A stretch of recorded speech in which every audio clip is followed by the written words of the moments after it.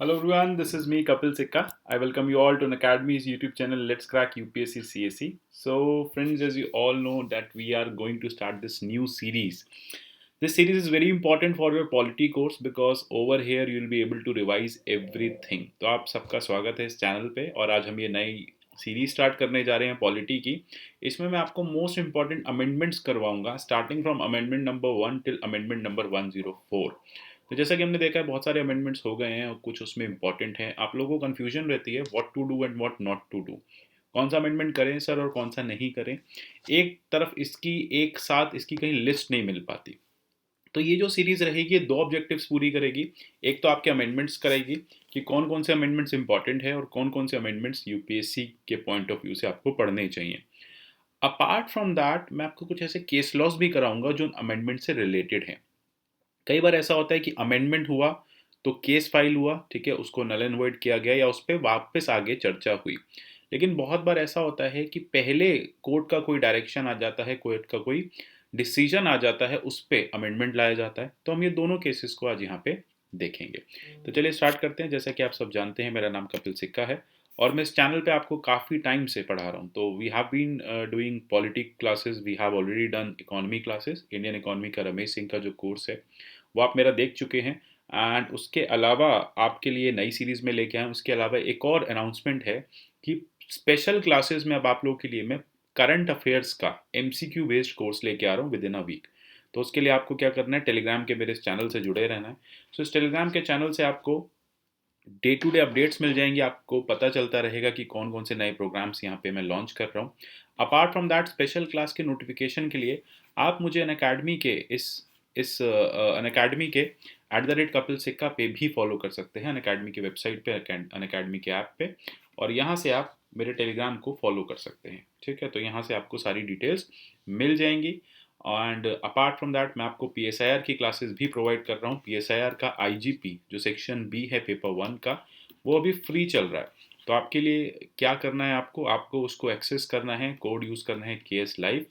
App download करके आप वहाँ से मेरी pol science and international relation, जो कि ऑप्शनल है यूपीएससी के लिए इम्पॉर्टेंट, एक बहुत अच्छा ऑप्शनल है, बहुत सारे स्टूडेंट्स उसको लेते हैं, ये आप वहाँ से एक्सेस कर सकते हैं।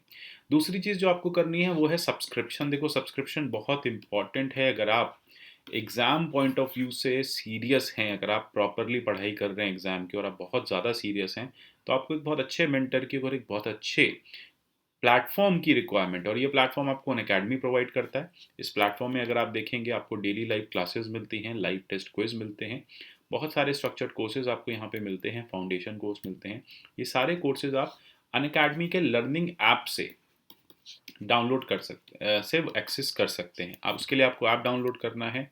100+ टॉप एजुकेटर्स यहाँ पे अवेलेबल हैं।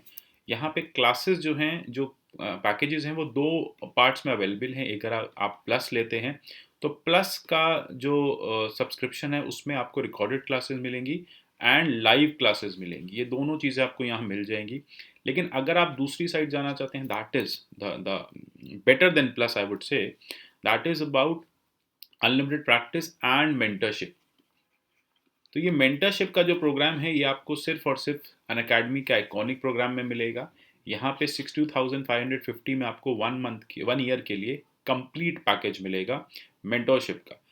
कोड आपको भूलना नहीं है, चाहे आप प्लस ले रहे हैं या फिर आप ले रहे हैं सब्सक्रिप्शन आइकॉनिक का, आपको के एस लाइव कोड को भूलना नहीं है। इसको अप्लाई करते हुए आपको 10% डिस्काउंट अवेल करना है। अगर आप मेरे पी एस आई आर के प्लस कोर्स को देखना चाहते हैं, जो जिसका भी सेक्शन ए पेपर 1 का रिकॉर्ड हो चुका है, जिसका पेपर 2 अगले 15 दिन में आने वाला है, तो ये ऑप्शनल का जो सब्सक्रिप्शन है ये आपको 24,750 में मिल जाएगा।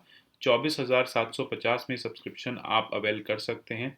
इसमें आपको करना क्या है, इसमें भी आपको कोड यूज़ करना है KSLIVE, और KS लाइव कोड के साथ आपको इसका एक्सेस मिल जाएगा।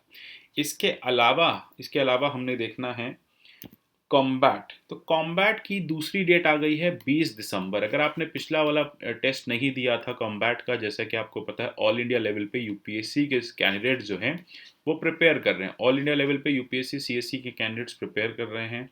वो कहाँ प्रिपेयर कर पा रहे हैं, हमारे ऐप पे, और यहाँ पे वो एक टेस्ट देते हैं। तो वो टेस्ट आपको भी देना है हर फोर्टनाइट, मतलब हर 15 दिन में एक बार ये टेस्ट होगा। 6 दिसंबर को हुआ था, अगला December 20 को है। वो भी आपको KS लाइव कोड लगा के एक्सेसिबल हो जाएगा। कॉन्टेस्ट का फॉर्मेट कुछ ऐसा है, आप स्क्रीन पे देख सकते हैं, ये प्राइसेस हैं। अच्छा, एक इम्पॉर्टेंट है प्रीलिम्स के लिए, अगर आप सीरियस हो गए हैं है ना, तो प्रीलिम्स का हमारे पास 2021 का 6 मंथ का कोर्स आ गया है। तो ये 6 मंथ का जो कोर्स है ये 15 दिसंबर से यानी कल से स्टार्ट हो रहा है। अगर आप सीरियस हैं, इसको करना चाहते हैं, तो आपको क्या करना है, वही सब्सक्रिप्शन कोर्स लेना है, KS लाइव कोड लगाना है। सब्सक्रिप्शन आप 1 साल का ले सकते हैं। सब्सक्रिप्शन देखिए 6 महीने का मत लीजिएगा, उसमें बहुत बेनिफिट नहीं है। 1 साल में आपकी प्रीलिम्स का कोर्स आ गया है, ये आप कर लोगे। और इसी के जस्ट बाद जैसे ही जून खत्म होगा 17 जून, तो 20 जून के आसपास से हम मेंस का कोर्स भी लॉन्च कर देंगे, तो वो भी आप KS लाइव कोर्स से एक्सेस कर सकते हो। क्लियर है? तो ये हैं कोर्सेज, आप देखेंगे 14 दिसंबर को बाइलिंगुअल आज स्टार्ट हुआ है, और कल से आपका जो है वो दूसरा स्टार्ट हो रहा है। जैसे ये क्लासेस आप देख रहे हैं PSIR की क्लासेस हैं, ये स्पेशल में कंडक्ट की जा रही हैं, ये आपके लिए फ्री है, इसके लिए आपको कोई पेमेंट नहीं करना है। तो चलिए स्टार्ट करते हैं अमेंडमेंट। देखिए, पहले हमें समझने की ज़रूरत है कि अमेंडमेंट है क्या, क्यों होता है अमेंडमेंट। जैसे कि कहा जाता है कि हमारा जो कॉन्स्टिट्यूशन है that is a living law. Living law का मतलब जो टाइम के साथ साथ इवॉल्व होता है, कंसिस्टेंट कांस्टेंट कुछ नहीं है। जब 1947 में 48 में कॉन्स्टिट्यूशन लिख रहे थे, तो उनको पता था कि आने वाले 50-100 सालों में चीज़ें बदलेंगी, तो उस बदलती हुई चीज़ों को अडेप्ट करना ज़रूरी है ना। जनरेशन जनरेशन के बाद कुछ चीज़ें ऐसी हैं, कुछ ऐसे राइट्स थे उस समय जो नहीं लग रहा था, राइट टू इंटरनेट, वो तो तब नहीं था ना। तो अगर आज गवर्नमेंट को राइट टू इंटरनेट डालना हो, वैसे तो आर्टिकल 21 के इम्प्लिसिट में आ जाता है, लेकिन अगर राइट टू इंटरनेट एक्सप्लिसिटली लिखना हो, मतलब लिख के बताना है आर्टिकल 21 में या कोई सेक्शन में डालना है कि एक फंडामेंटल राइट है, तो तब तो नहीं सोचा था 1947 में बैठ के 48 में बैठ के कि कोई इंटरनेट आएगा और उसका एक मौलिक और बेसिक राइट दिया जाएगा। ठीक है, तो ये आज लग रहा है कि देना चाहिए। तो इसके लिए कहा जाता है कि हमारे कॉन्स्टिट्यूशन मेकर्स ने एक बहुत ओपन प्रोविजन रखा, वो था आर्टिकल 368 आपके कॉन्स्टिट्यूशन का।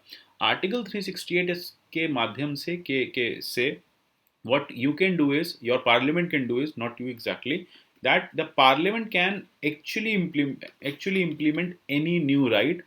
It can change any of the scenario। कोई पुरानी सी चीज़ है जो ठीक नहीं है, जो अभी लगता है कंसिस्टेंट नहीं है, उसको चेंज किया जा सकता है। तो टेक्निकली स्पीकिंग अमेंडमेंट किया जा सकता है। तो जैसा कि हमें पता है कॉन्स्टिट्यूशन एक लिविंग लॉ है, इसलिए अमेंडमेंट के इस प्रोसेस को बहुत ही डिटेल्ड में आपके कॉन्स्टिट्यूशन में मेंशन किया गया है। अमेंडमेंट के टाइप्स क्या हैं, कितनी तरह से, स्पेशल मेजॉरिटी, सिंपल मेजॉरिटी, ठीक है, ये सारे अमेंडमेंट्स आप देखेंगे, वो अलग चीज़ है। 368 का भी पढ़ेंगे तो वहाँ देखेंगे कि कैसे अमेंडमेंट किया जाता है, वो आज का टॉपिक नहीं है, क्योंकि इस सीरीज़ का जो ऑब्जेक्टिव है वो है कौन कौन से अमेंडमेंट्स हुए और क्या क्या उसमें इंपॉर्टेंट रहा है। तो आपके कॉन्स्टिट्यूशन के 368 में लिखा भी है कि पार्लियामेंट जो है वो ऐड कर सकती है, कोई भी वेरिएशन ला सकती है, रिपील कर सकती है, यानी वो कोई भी अमेंडमेंट कर सकती है। लेकिन वो अमेंडमेंट उसको कैसे करना होगा, प्रोसीजर, जो भी एक प्रोसीजर यहाँ पे मेंशन है। और ये हमने आगे केशवन भारती केस में भी देखा कि एक प्रिंसिपल ऑफ इम्प्लाइड लिमिटेशन लगा के जज ने ये कहा, जस्टिस HR खन्ना ने ये कहा कि देखो, आप अमेंडमेंट तो कर सकते हो कॉन्स्टिट्यूशन में, आप अमेंडमेंट तो कर सकते हो फंडामेंटल राइट्स में, लेकिन आपको क्या करना रहेगा, आपको यहाँ पे बेसिक स्ट्रक्चर डॉक्ट्राइन को फॉलो करना होगा। क्लियर है? यहाँ तक बातें क्लियर है। अब इसको देखते हुए हमने जैसे ही कॉन्स्टिट्यूशन इंप्लीमेंट किया, फर्स्ट अमेंडमेंट एक्ट से, मतलब फर्स्ट ईयर से ही आपकी कंट्री में अमेंडमेंट्स आने लग गए। तो यहाँ तक बातें क्लियर हैं आई गेस। कोई भी डाउट है तो नीचे आप, क्योंकि क्लास लाइव नहीं जा पा रही है, रिकॉर्डेड है, तो आप क्या कर सकते हैं, आप यहाँ पे कमेंट बॉक्स में आके टाइप कर सकते हैं कि आप क्या क्या डाउट है, ठीक है, और मैं उस डाउट को आपके हेल्प सॉर्ट करने की कोशिश करूँगा। क्लियर है?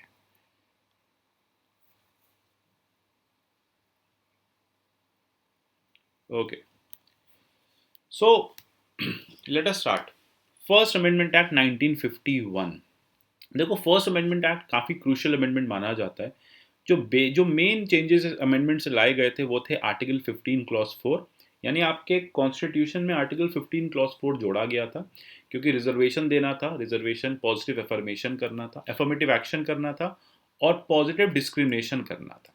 तो इसके लिए क्या एक प्रॉब्लम थी, हम देखेंगे भी। एक फेमस केस आया था 15/4 का, उसको देखेंगे। पहले एक बार देख लेते हैं अमेंडमेंट्स क्या क्या है। तो आर्टिकल 15 क्लॉज 4 अमेंड हुआ। उसके बाद आर्टिकल 19(1)(f यानी राइट टू प्रॉपर्टी में लिमिटेशन लाया गया, लिमिट किया गया उसको। एक 9th शेड्यूल ऐड किया गया जुडिशियल रिव्यू से बचाने के लिए, ये भी फर्स्ट अमेंडमेंट एक्ट में आया था।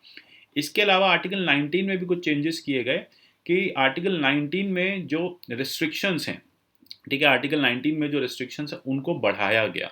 सबसे पहली बात रीजनेबल रिस्ट्रिक्शन टर्म डाला गया। दूसरा आप देखेंगे फ्रीडम ऑफ स्पीच एक्सप्रेशन के केस में पब्लिक ऑर्डर को एक रिस्ट्रिक्शन बनाया, friendly relations with foreign states को रिस्ट्रिक्शन बनाया, ये सब ओरिजिनल कॉन्स्टिट्यूशन में नहीं था।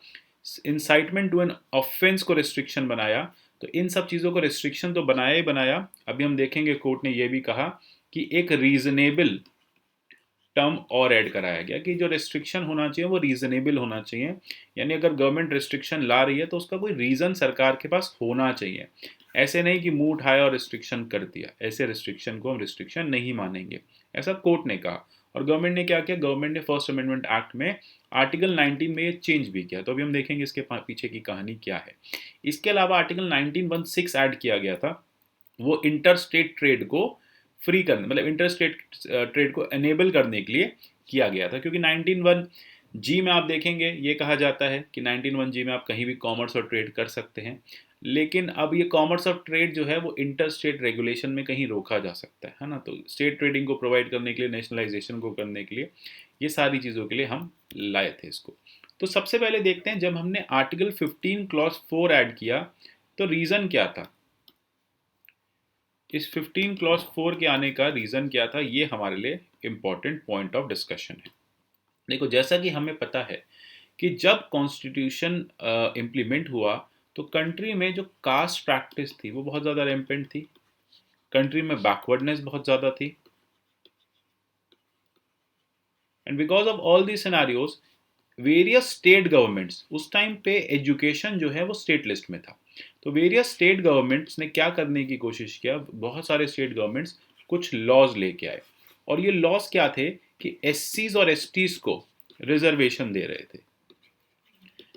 अब कंटेंशन ये बनता है कि 15 क्लॉज 1 में ये लिखा है कि कास्ट के बेसिस पे गवर्नमेंट जो है वो किसी भी तरह का डिस्क्रिमिनेशन नहीं कर सकती, यानी स्टेट जो है वो डिस्क्रिमिनेशन नहीं करेगा। ये कहाँ लिखा है, 15 क्लॉज 1 में। लेकिन रिजर्वेशन का प्रिंसिपल बहुत सारे स्टेट्स अडॉप्ट करने लग गए, तो ये एक बोन ऑफ कंटेंशन बन गया और इसको चैलेंज किया जाने लगा।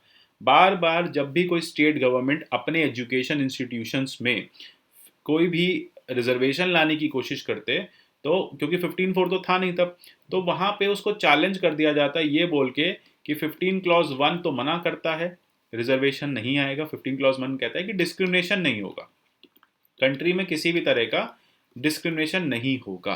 तो ये एक बहुत बड़ा सिनेरियो बन गया और जितने भी स्टेट गवर्नमेंट के लॉज थे उन्हें बार बार चैलेंज किया जाने लगा, उन्हें हर बार हर जगह पे चैलेंज किया जाने लगा। सो अल्टीमेटली हुआ क्या, अल्टीमेटली यहाँ पे कोर्ट को लगा कि नहीं, पार्लियामेंट को लगा कि नहीं, इसको इसके बदलाव की ज़रूरत है। सबसे पहला जो क्राइसिस आया था वो आया था चंपकम दोराई राजन वर्सेस स्टेट ऑफ तमिलनाडु। अब यहाँ क्या हुआ, यहाँ पे स्टेट गवर्नमेंट ने कुछ रिजर्वेशन की सीट्स को निर्धारित किया, ठीक है। स्टेट गवर्नमेंट ने कहा कि ये कुछ ऐसे लोग हैं, इस कास्ट के लोग हैं या पिछड़ी जाति के लोग हैं, इनके लिए रिजर्वेशन रहेगा। अभी कॉन्स्टिट्यूशन में 15(4) आया नहीं है, ठीक है, तो अब यहाँ पे इसको चैलेंज कर रहे हैं, ठीक है। अब यहाँ पे जब पूछा गया स्टेट गवर्नमेंट से चंपकम दोराई राजन में कि आप क्यों कर रहे हो ऐसा, कहाँ लिखा है, 1 में लिखा है, कहते नहीं नहीं जज साहब नहीं लिखा, 2 में लिखा है नहीं लिखा, 3 में लिखा है नहीं लिखा। तो जब पूरे आर्टिकल 14 में कहीं नहीं लिखा आप रिजर्वेशन करोगे तो आप क्यों रिजर्वेशन ला रहे हो। तो वहां पे गवर्नमेंट ये कहती है, स्टेट गवर्नमेंट ये बोलती है कि जो साहब देखिए आर्टिकल 46 है, उसमें लिखा है कि गवर्नमेंट जो है, स्टेट जो है वो एससी और एसटीज के बेनिफिट के लिए प्रोविजंस बनाएगा। तो हम यहाँ पे क्या कर रहे हैं, हम ना इनके बेनिफिट के लिए प्रोविजंस बना रहे हैं। तो जज साहब कहते हैं अरे पागल हो गए, मुंह कॉन्स्टिट्यूशन नहीं पढ़ के आए, आर्टिकल 46 क्या है। बोले जज साहब डीपीएसपी है। जज साहब कहते हैं वो तो ठीक है, वो डीपीएसपी हो तो मुझे भी पता है, तो फिर ये बताओ कि एक डीपीएसपी को इम्प्लीमेंट करने के लिए आप क्या कर रहे हो। आप एक फंडामेंटल राइट को इन्फ्रिंज कैसे कर सकते हो? मतलब आप ये कह रहे हो, स्टेट ये कह रहा है मुझसे, जैसा आप कहते हैं कि हमें जैसा डीपीएसपी इंप्लीमेंट करना है, लेकिन उसके लिए ना हम किसी का फंडामेंटल राइट ले लेंगे। बोले ठीक से कॉन्स्टिट्यूशन नहीं पढ़ा था? जाके कॉन्स्टिट्यूशनल असेंबली की डिबेट्स देखो, हर जगह ये कहा जाता है कि सुप्रीम क्या है। ये बात 1950s की है। सुप्रीम क्या है? बोलते जस्ट सब, फिर सुप्रीम तो फंडामेंटल राइट है। तो बोले ये किसने समझ दे दी कि फंडामेंटल राइट इंप्लीमेंट करने के लिए तो तुम डीपीएसपी इंप्लीमेंट करने के लिए किसी का फंडामेंटल राइट ले लोगे? तो ये तो कहीं नहीं लिखा। बोले नहीं लिखा। तो बोले हम यहाँ कहते हैं, जैसा आप कहते हैं कि ये जो रिजर्वेशन का कॉन्सेप्ट है ना, ये अलाउ नहीं कर रहे हैं। और इस ग्राउंड पे तो बिल्कुल नहीं कर रहे कि आप आर्टिकल 46 इंप्लीमेंट कर रहे हो। आर्टिकल 46 तो स्टेट को एक डायरेक्शन है, ठीक है। आर्टिकल 15 क्या है? ये सिटीजन को राइट है। तो स्टेट के डायरेक्शन के लिए आप आर्टिकल 15 को इन्फ्रिंज नहीं कर सकते। तो कोर्ट ने कह दिया भैया हम नहीं दे सकते आपको किसी भी तरह का रिजर्वेशन, हम रिजर्वेशन अलाउ नहीं कर सकते। आप रिलीजन, रेस, कास्ट, लैंग्वेज पे रिजर्वेशन नहीं ला सकते। और डीपीएसपी को तो बिल्कुल भी आप ओवरराइड नहीं कर सकते फंडामेंटल राइट्स के साथ। आपको पता है फंडामेंटल राइट सुप्रीम थे, सुप्रीम हैं, सुप्रीम रहेंगे, ऐसा कोर्ट ने बोला। अब इससे एक बहुत प्रॉब्लम हो गई कंट्री वाइड। कंट्री में बहुत सारी गवर्नमेंट्स जो हैं वो टाइम एंड अगेन रिजर्वेशन के एक्ट ला रही थी। अब पार्लियामेंट को ये लगता है कि ये सारे एक्ट जो हैं वो नल एंड वॉइड हो जाएंगे, ये सब के सब नल एंड वॉइड हो जाएंगे। इससे बचने के लिए, इससे बचने के लिए क्या किया गया? इससे बचने के लिए सबसे पहले पार्लियामेंट ने कहा जल्दी से अमेंडमेंट लाओ और 15 क्लॉज 4 को ऐड करो। 15 क्लॉज 4 को ऐड करो, यानी स्पेशल कैटेगरी बनाओ। अब क्या करेंगे 15 क्लॉज 4? 15 क्लॉज 4 ये कहता है कि nothing in this art in this constitution, मतलब इस पूरे संविधान में ऐसा कुछ भी नहीं है, चाहे वो 15(1) हो, 15(2) हो, 16(1) हो, 16(2) हो, आर्टिकल 14 हो, कुछ भी हो, ऐसा कुछ भी नहीं है इस पूरे कॉन्स्टिट्यूशन में जो सरकार को यानी पार्लियामेंट को socially and educationally backward classes, ठीक है, which belong to schedule caste and schedule tribes, यानी सोशली एजुकेशनली बैकवर्ड क्लासेस जो कि SC ST कॉन्स्टिट्यूट करती हैं, उनके लिए कोई भी नया रिजर्वेशन लाने से रोके। मतलब ये कह दिया गया कि अच्छा 15(4) जो है वो 15(1) होने के बाद भी एग्जिस्ट करेगा। 15(1) तो कह रहा है कि डिस्क्रिमिनेशन नहीं करेंगे, 15(4) कह रहा है कि नहीं नहीं डिस्क्रिमिनेशन करेंगे आप, है ना। तो यहाँ पे पार्लियामेंट ने चंपकम दोराई राजन और इस तरह के बहुत सारे केसेस को नल एंड वॉइड कर दिया, ये बोल के कि अगर कोर्ट कह रहा है कि आप रिजर्वेशन नहीं दे सकते, और क्यों नहीं दे सकते? क्योंकि कॉन्स्टिट्यूशन में कहीं लिखा नहीं है। कॉन्स्टिट्यूशन में तो कहीं नहीं लिखा। चंपकम दोराई राजन में बोला भी गया था एक बात, कोर्ट को एक अपील भी फाइल की गई थी। कोर्ट से ये कहा था कि जैसा आप ये भी समझिए कि हमारा जो कॉन्स्टिट्यूशन है, हमारा जो आर्टिकल 14 है, जो बात करता है इक्वालिटी की, वो ये भी कहता है अगर इक्वालिटी बिफोर लॉ है तो साथ साथ वो ये भी कहता है कि हमारे यहाँ इक्वल प्रोटेक्शन ऑफ लॉ भी है, यानी कॉन्सेप्ट ऑफ इक्विटी भी है। हम यहाँ पे पॉजिटिव डिस्क्रिमिनेशन कर सकते हैं। हम क्या कर सकते हैं? पॉजिटिव डिस्क्रिमिनेशन कर सकते हैं, जिसे आप ये भी कहते हैं ये अफर्मेटिव एक्शन है। हम अफर्मेटिव एक्शन कर सकते हैं, मतलब हम भेदभाव कर सकते हैं उन लोगों के साथ जो पिछड़ा वर्ग है, जो इस रेस में पीछे रह गया, उनको हम पुश करके आगे ला सकते हैं। और वो हम कैसे लाएंगे? हम आर्टिकल 14 के थ्रू ले आएंगे। अगर कहीं नहीं मेंशन्ड है, आप कह रहे हो कि नहीं आर्टिकल 15 में तो कहा है डिस्क्रिमिनेशन नहीं है, लेकिन जैसा आर्टिकल 14 में ये भी तो कहा है कि यहाँ पे इक्वल प्रोटेक्शन ऑफ लॉ भी है, like should be treated alike का कॉन्सेप्ट भी है, जो कि हमने यूएसए के कॉन्स्टिट्यूशन से लिया है। जैसा आप कहते हैं वो तो बात ठीक है, लेकिन कहीं लिखा नहीं है रिजर्वेशन लाओगे। तो पार्लियामेंट कहती है चलो एक काम करते हैं, फर्स्ट अमेंडमेंट एक्ट ले आते हैं और लिख देते हैं। क्या कर देते हैं? लिख देते हैं कि अब हम यहाँ पे रिजर्वेशन लाएंगे। और अल्टीमेटली क्या हुआ? आर्टिकल 15 क्लॉज 4 जैसा मैंने बताया इसे ऐड कर दिया गया और कंट्री में रिजर्वेशन अलाउ कर दिया गया, ठीक है। और ये रिजर्वेशन आज तक एजुकेशनल इंस्टीट्यूशंस में चलता आ रहा है। देखो 15 आर्टिकल 15 जो है वो एजुकेशनल इंस्टीट्यूशंस या अदर काइंड्स ऑफ रिजर्वेशन से डील करता है। और आर्टिकल 16 आपको याद रखना है, वो सिर्फ और सिर्फ उसको भी डिस्कस करेंगे अगले अमेंडमेंट्स में, एम्प्लॉयमेंट से वाकिफ रखता है ना, वो सिर्फ एम्प्लॉयमेंट से उसका रिलेशन है, ठीक है। तो इस तरह से 15 क्लॉज 4 आते ही कंट्री में रिजर्वेशन जो है वो एक वाइड प्रैक्टिस हो गई। एंड सारी स्टेट गवर्नमेंट्स, क्योंकि अभी मैंने आपको बताया एजुकेशन क्या था उस टाइम पे, जब तक इंदिरा ने 42nd अमेंडमेंट में इसको कॉन्करेंट लिस्ट में नहीं डाला था, तब तक एजुकेशन स्टेट लिस्ट में था। इसीलिए सारी की सारी रिजर्वेशन की पॉलिसीज को अपहेल्ड किया गया और स्टेट गवर्नमेंट्स ने रिजर्वेशन देना स्टार्ट किया by virtue of article 15 clause 4। अब ये बातें याद रहेंगी, अगर कोई डाउट है तो आप ये नीचे टाइप करके मेरे से पूछ सकते हैं। क्लियर है? चलते हैं आगे, चलते हैं। ओके, आई गेस कोई डाउट नहीं बचेगा अब आप लोगों को।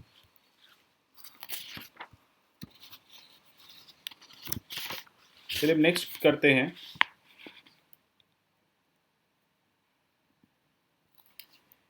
नेक्स्ट हमने क्या देखा था? नेक्स्ट हमने देखा था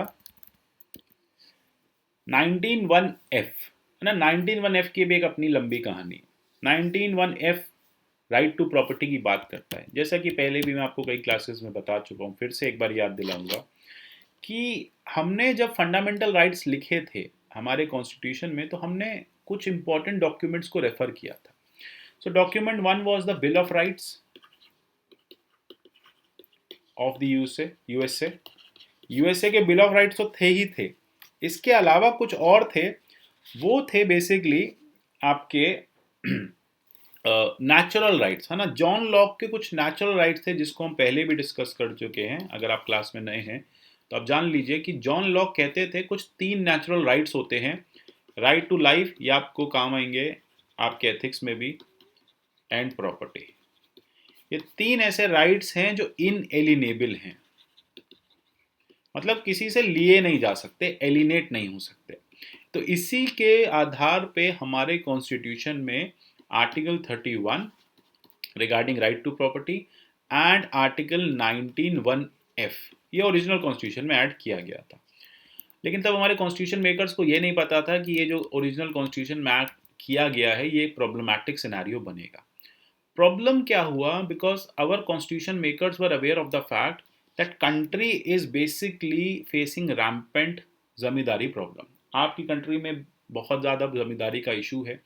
दूसरी बात है, इस जमींदारी के इशू को हटाने के लिए स्टेट गवर्नमेंट्स जो हैं वो कोशिश कर रही हैं, डिस्पाइट ऑफ द फैक्ट। यहाँ पे क्या है, यहाँ पे हमने देखा कि कॉन्स्टिट्यूशन में एक फंडामेंटल राइट है और उस फंडामेंटल राइट के चलते जो स्टेट गवर्नमेंट्स हैं वो नहीं इस जमींदारी प्रॉब्लम को या लैंड रिफॉर्म्स को ला पा रही है। तो क्या इशू था? इशू ये था कि आपकी गवर्नमेंट्स का, कि स्टेट गवर्नमेंट्स को लैंड रिफॉर्म्स करने थे, तो उस लैंड रिफॉर्म्स के लिए वो बहुत सारे zamindari abolition act, so and so forth acts लेके आई।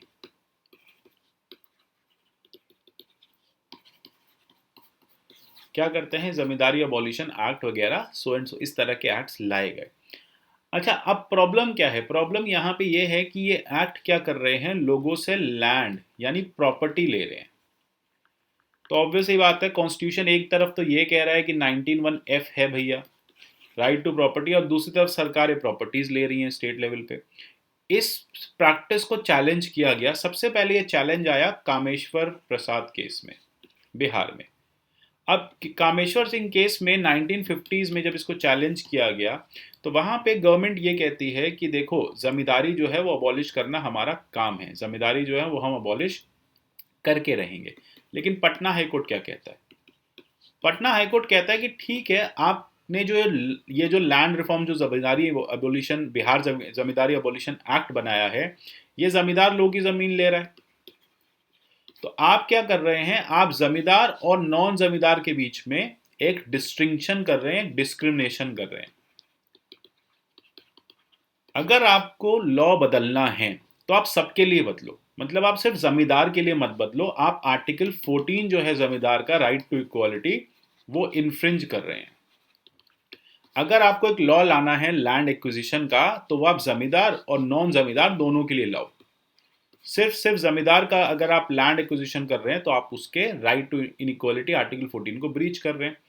अब इस जजमेंट आने के बाद स्टेट, जो बिहार स्टेट है, उसको जमींदारी अबॉलिशन एक्ट को रोकना पड़ा। क्योंकि भाई कोर्ट ने मना कर दिया कि आर्टिकल 19(1)(f बहुत ही ज़्यादा इंपॉर्टेंट आर्टिकल है, पहली बात। दूसरी बात, फंडामेंटल राइट है। और कोई भी, अगर आप आर्टिकल 13 क्लॉज 2 पढ़ेंगे तो वहाँ पे लिखा हुआ है कि पार्लियामेंट कोई भी ऐसा लॉ नहीं ला सकती जो फंडामेंटल राइट्स को इन्फ्रिंज करे। तो इसलिए हम ये बिहार जमींदारी एबोलिशन एक्ट को आर्टिकल 13 क्लॉज 2 में नल एंड वॉइड करते हैं। यहाँ तक बात समझ में आई? कोई डाउट किसी को? क्लियर है? अब पार्लियामेंट को प्रॉब्लम हुई। पार्लियामेंट बोली अगर इस तरह के सारे हाई कोर्ट्स इंटरवीन करते रहेंगे तो हम कंट्री में लैंड रिफॉर्म्स कहाँ से लाएंगे?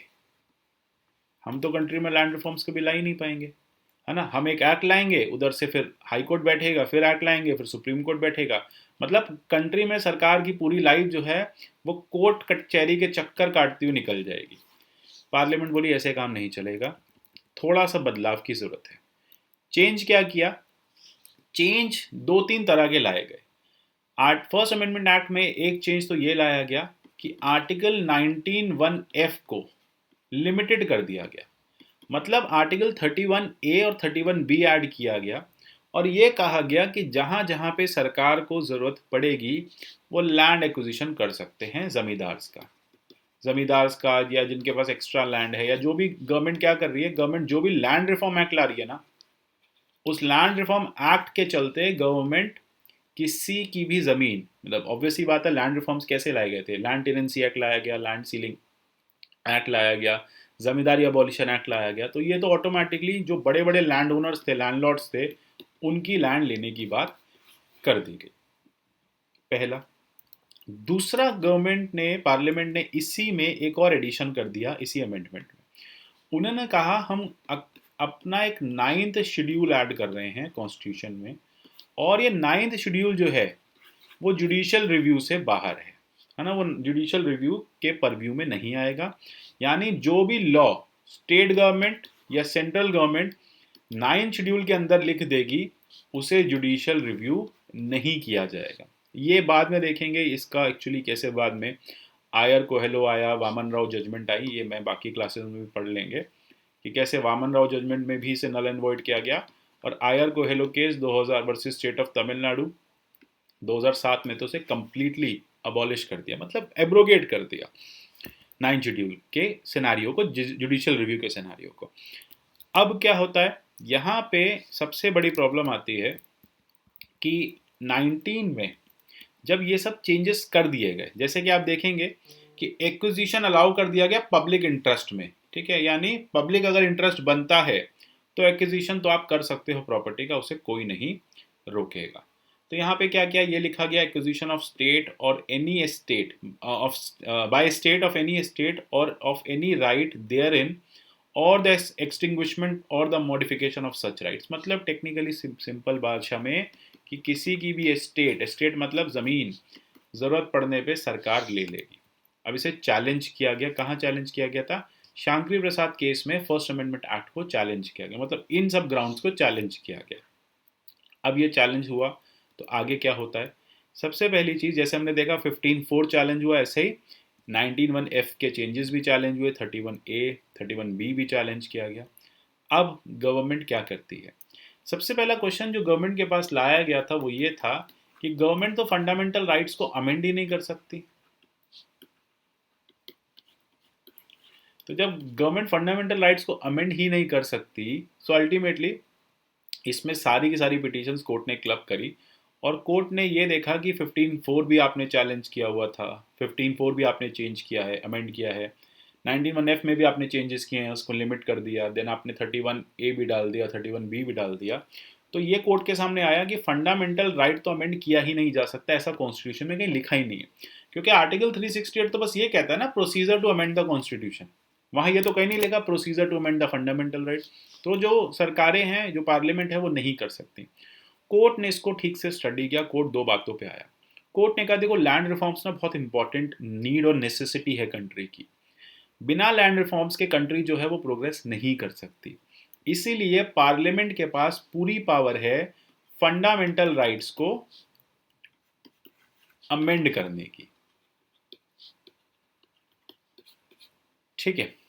फिर दोबारा चैलेंज किया गया, ये बोला गया अच्छा जज साहब ये बताओ 13 क्लॉज 2 में, आर्टिकल 13 में क्लियरली मेंशन है कि पार्लियामेंट ऐसा कोई भी लॉ नहीं लाएगी जो फंडामेंटल राइट्स को चैलेंज करे। तो फिर यहाँ तो पार्लियामेंट एक लॉ ले आई, फर्स्ट अमेंडमेंट एक्ट भी तो लॉ ही है, लॉ ले आई और बेसिकली क्या कर रही है, फंडामेंटल राइट्स को इन्फ्रिंज कर रही है। जितने भी लैंड टेनेंसी एक्ट आ रहे हैं सब क्या कर रहे हैं, फंडामेंटल राइट को इन्फ्रिंज कर रहे हैं। ये बात क्लियर हुई। तो यहाँ पे ये प्रॉब्लम आती है कि अब दूसरा जज साहब को ये सोचना है कि क्या फंडामेंटल राइट्स जो हैं वो आर्टिकल 13 को इन्फ्रिंज करते हुए अमेंड किए जा सकते हैं। यहाँ पे कोर्ट ने एक बाईपास किया। कोर्ट कहता है कि देखो, एक बात तो ये है कि जितने भी लैंड रिफॉर्म्स के एक्ट हैं हम इनकी वैलिडिटी को अपहेल्ड कर रहे हैं और हम इन्हें अलाउ कर रहे हैं। दूसरी बात कोर्ट ने ये कहा कि जितने भी फंडामेंटल राइट के अमेंडमेंट आएंगे वो आर्टिकल 13 क्लॉज 13 में या 13 क्लॉज 2 में लॉ माने ही नहीं जाएंगे। तो जब वो लॉ माने ही नहीं जाएंगे तो इन्फ्रिंज नहीं होंगे, मतलब कोई भी ऐसा फंडामेंटल राइट का अमेंडमेंट है उसको आर्टिकल 13 में हम लॉ ही नहीं मान रहे। तो जब लॉ नहीं है तो वो अमेंडमेंट है, वो लॉ नहीं है। कोर्ट ये कह रहा है कि बहुत एक नैरो इंटरप्रिटेशन है, कोर्ट ये कह रहा है कि वो अमेंडमेंट है वो लॉ नहीं है, इसलिए 13 क्लॉज आर्टिकल 13 तो चैलेंज हो ही नहीं सकता। ठीक है, so this is what court said. Law must be taken to means rules or regulations made in exercise of ordinary legislative power and not amendments। मतलब इसमें आपको शायद थोड़ी कंफ्यूजन होगी, फिर से क्लियर कर देता हूं। कोर्ट ये कह रहा है कि अगर फंडामेंटल राइट के लिए कोई भी अमेंडमेंट आएगा तो वो अमेंडमेंट क्या है, it is not a law. ठीक है, क्योंकि लॉ की एक डेफिनेशन दे दी कोर्ट ने। कोर्ट ने कहा कि लॉ तो वो होते हैं ना जो ऑर्डिनरी लेजिस्लेटिव पावर एक्सरसाइज करने के लिए यूज किए जाते हैं। अमेंडमेंट तो लॉ होते ही नहीं है, अमेंडमेंट बिल्कुल लॉ नहीं होते। Amendments are not law. ये कहाँ बोला गया, ये Shankari Prasad versus union of India में बोला गया। They are not law under article 13। लेकिन कुछ बातें यहाँ पे चंपकम दोराई राजन से भी कोर्ट ने उठाई। कोर्ट ने कहा एक बात आपको याद रखना है कि ना तो फंडामेंटल राइट सुप्रीम है ना डीपीएसपी सुप्रीम है। कोर्ट ने कहा गवर्नमेंट कोशिश करे, पार्लियामेंट कोशिश करे कि वो हारमोनियस कंस्ट्रक्शन के प्रिंसिपल को फॉलो करे, मतलब जितना पॉसिबल हो सके वो दोनों ही फंडामेंटल राइट और डीपीएसपी को को इम्प्लीमेंट करने की कोशिश करे। तो यहाँ कोर्ट ने यही बोला, क्योंकि देखो आर्टिकल 46 भी जरूरी है, ठीक है, अपलिफ्टमेंट ऑफ SC ST भी ज़रूरी है। ठीक है, उसके बाद इक्वालिटी का जो प्रिंसिपल है डीपीएसपी का वो भी ज़रूरी है, प्रियम्बल में इक्वालिटी भी ज़रूरी है। तो इसके चलते अगर आर्टिकल 19 को गवर्नमेंट या पार्लियामेंट थोड़ा सा अमेंड कर रही है और कुछ लोगों के राइट्स जा रहे हैं तो वो अमेंडमेंट अलाउड है। क्लियर है। तो यहाँ पे कोर्ट ने कहा कि दोनों के बीच में एक हारमोनियस कंस्ट्रक्शन ड्रॉ करना चाहिए, यानी फंडामेंटल राइट और डीपीएसपी दोनों ही इंपॉर्टेंट है, दोनों ही कंट्री की नेसेसिटी है। इन्हें एक हारमनी के साथ, मतलब समन्वय बिठाओ दोनों में, ये नहीं कि एक इम्प्लीमेंट कर रहे हो तो दूसरे को साइड कर दो। दोनों में एक हारमनी बिठाओ, समन्वय बिठाओ और दोनों को बेसिकली आप इम्प्लीमेंट करो। ठीक है, कोशिश करो कि लास्ट तक दोनों इम्प्लीमेंट हो सके। हाँ, जहाँ बिल्कुल ही परेशानी जो है, जहाँ बिल्कुल ही हाथ से बाहर हो जाए, वहां पे तो फिर फंडामेंटल राइट को प्राइमेसी देना पड़ेगा। क्लियर है।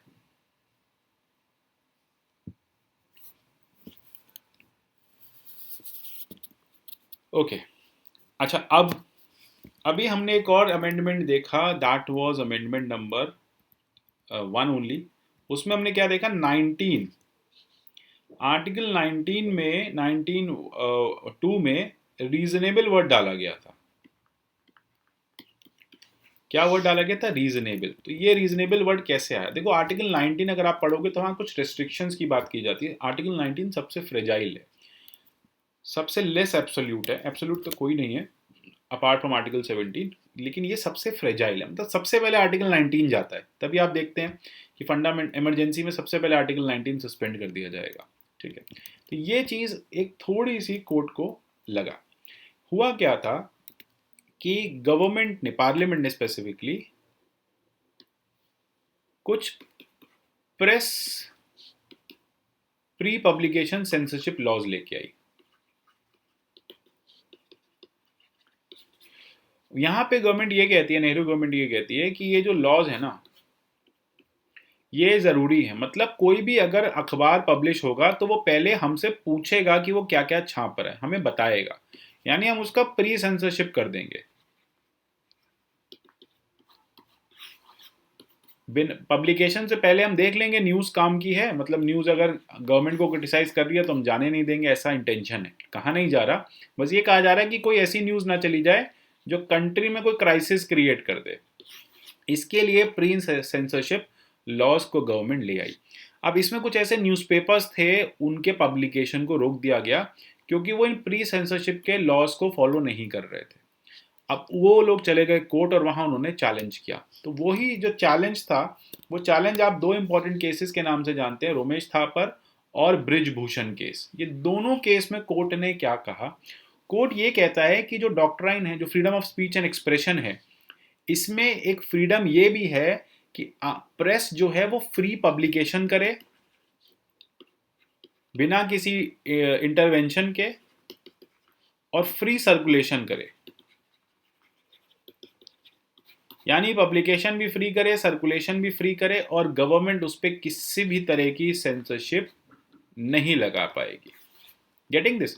तो इसलिए कोर्ट ने कहा कि देखो, हम ये नहीं कह रहे कि आप आर्टिकल 19 क्लॉज 2 के रेस्ट्रिक्शंस यूज नहीं कर सकते। आर्टिकल 19 क्लॉज 2 में रेस्ट्रिक्शंस लिखे हैं ना, अभी हमने देखा कुछ रेस्ट्रिक्शंस ऐड किए गए, 19 फर्स्ट अमेंडमेंट से ही ऐड किए गए। कोर्ट ने कहा कि देखो, रेस्ट्रिक्शन वर्ड ना बहुत अनलिमिटेड हो जाता है। मैं आपसे कहता हूं कि आपके मूवमेंट पे रिस्ट्रिक्शन है, आप पूछेंगे सर कितना? ठीक है, जैसे कोविड में गवर्नमेंट क्या कहती है, रिस्ट्रिक्शन है। रिस्ट्रिक्शन गवर्नमेंट ने लगाया, लॉकडाउन किया, वो क्या रीजनेबल था, अनरीजनेबल था? वो रीजनेबल था। क्यों रीजनेबल था?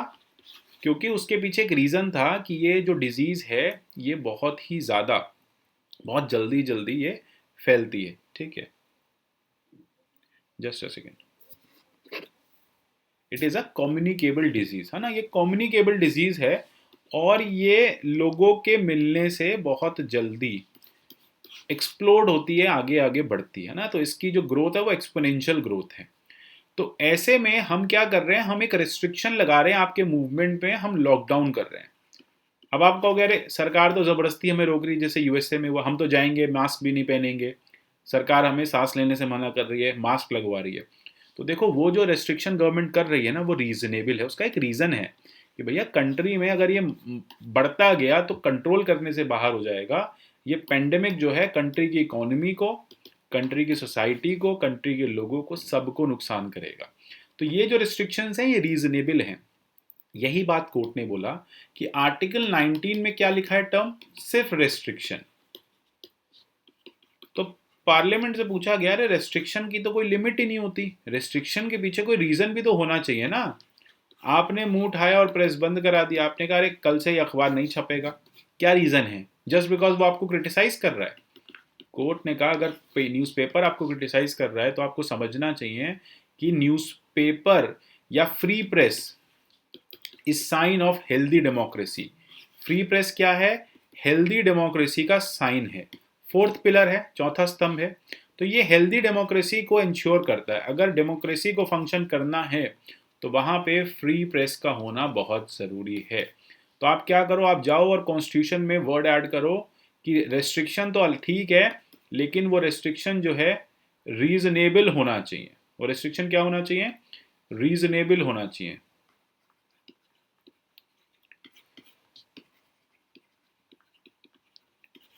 क्लियर है? So any restriction has to be reasonable, REASONABLE, ठीक है?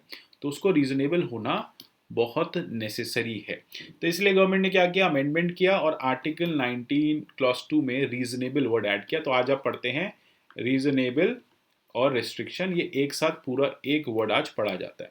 यानी जो भी एक्सेप्शंस हैं या जो भी आप देखेंगे कि आर्टिकल 19 पे रेस्ट्रिक्शन है, जैसे फ्रीडम ऑफ स्पीच है, तो फ्रीडम ऑफ स्पीच का मतलब ये नहीं कि मैं बोल बोल के किसी को डिफेम करता रहूं, वो अलाउड नहीं है।